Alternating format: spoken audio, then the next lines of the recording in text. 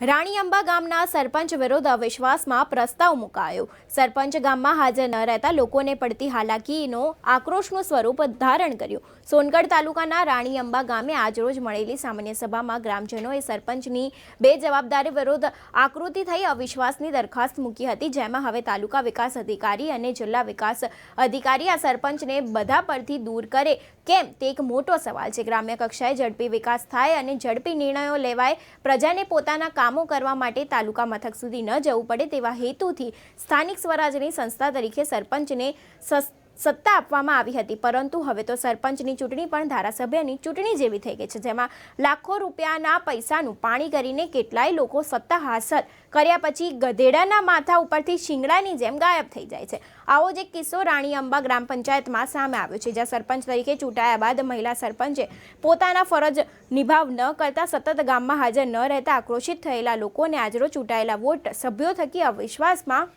પ્રસ્તાવ મુકાવ્યો હતો, જેમાં સોનગઢ તાલુકાના રાણી અંબા ગામે સરપંચ સામે જ 4 જેટલા વોર્ડ સભ્યોએ અવિશ્વાસની દરખાસ્ત મૂકી હતી। સોનગઢ તાલુકામાં આવેલ રાણી અંબા ગામ, જ્યાં સરપંચ દ્વારા છેલ્લા કેટલાય સમયથી ગ્રામજનોના પ્રશ્નોનો ઉકેલ ના આવતો હોય અને ગ્રામજનોને પડતી હાલાકીથી કંટાળીને આજરોજ સામાન્ય સભામાં ગ્રામજનો દ્વારા તલાટી કમ મંત્રી સામે આજરોજ અવિશ્વાસની દરખાસ્ત મૂકવામાં આવી હતી। પાછલા ઘણા સમયથી સરપંચ ગામમાં હયાત રહેતા નથી, નાના મોટા કામ હોય તો ગ્રામજનોને સરપંચના ગામે જવું પડે છે, તેથી કંટાળીને આજરોજ તેઓ દ્વારા અવિશ્વાસની દરખાસ્ત મૂકીને તલાટી કમ મંત્રીને જણાવ્યું હતું કે તાત્કાલિક ધોરણે એમને એમના પદ ઉપરથી કાઢવામાં આવે અને નોંધવું રહ્યું કે આ ગામના સરપંચ પોતાની જવાબદારી યોગ્ય રીતે નિભાવતા અને જાણે માત્ર થયેલા કમિશનથી મેળવવા માટે જ સરપંચ બન્યા હોય તેવી રીતનો વ્યવહાર કરતા હતા। આક્રોશિત ગ્રામજનોને આજરોજ જાહેર સરપંચ ઠરીને ખોટી સાંભળવી હોદ્દા પરથી દૂર કરવા અને તલાટી કમ મંત્રી થકી તાલુકા અને જિલ્લા વિકાસ અધિકારીને રજૂઆત કરવાની હતી, હવે તે જોવું રહ્યું। મારું નામ ગામિતી નિશાબેન મોનિશભાઈ, હું વડમાં 6 વડમાં રહું છું અને અમે અવિશ્વાસના દરખાસ્ત માટે ગામજનો એકઠા થયા છે। કઈ પંચાયતમાં? રાણી અંબા। શા માટે અવિશ્વાસની દરખાસ્ત કરવામાં આવી? એ કાયમ હાજર નથી રહેતા અને એની કામગીરી પણ કંઈ જ નથી।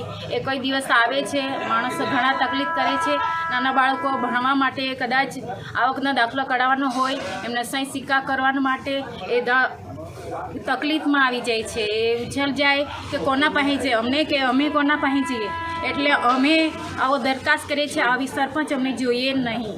મારું નામ ગામિત રઘુભાઈ બી, હું રાણીંબા ગ્રામ પંચાયતનો સભ્યશ્રી છું।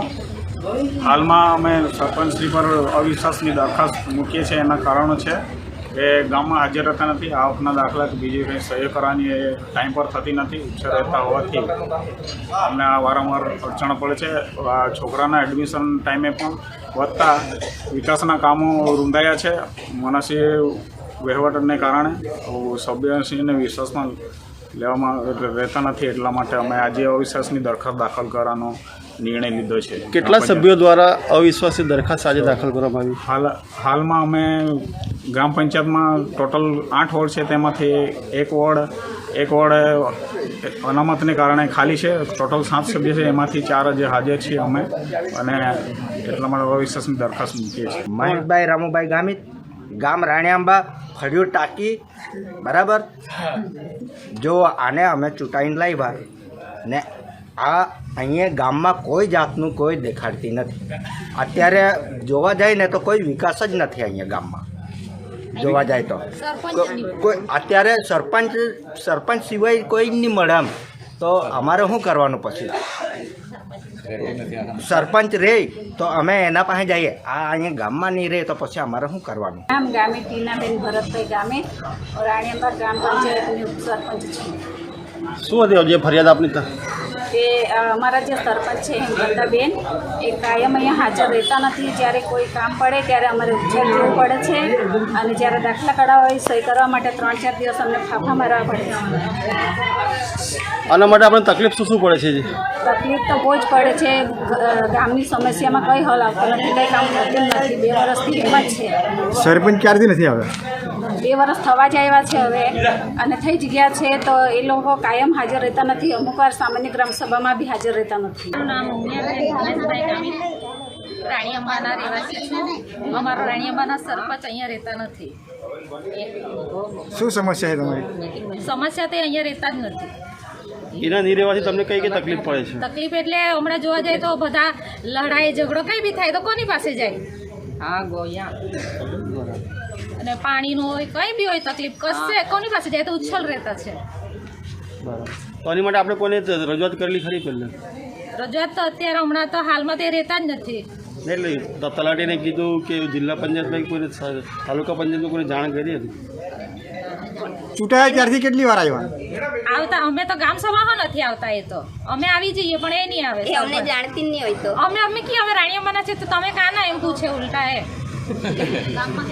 હા ગામમાં કંઈ બી હોય તો અમે હમણાં કશે બી મિટિંગમાં અમે નામ આપીએ પછી ભૂલી જાય રે કે તમે કાના એમ પૂછે. એટલે કામ અટકેલું જ છે એમ બધું સરપંચના લીધે.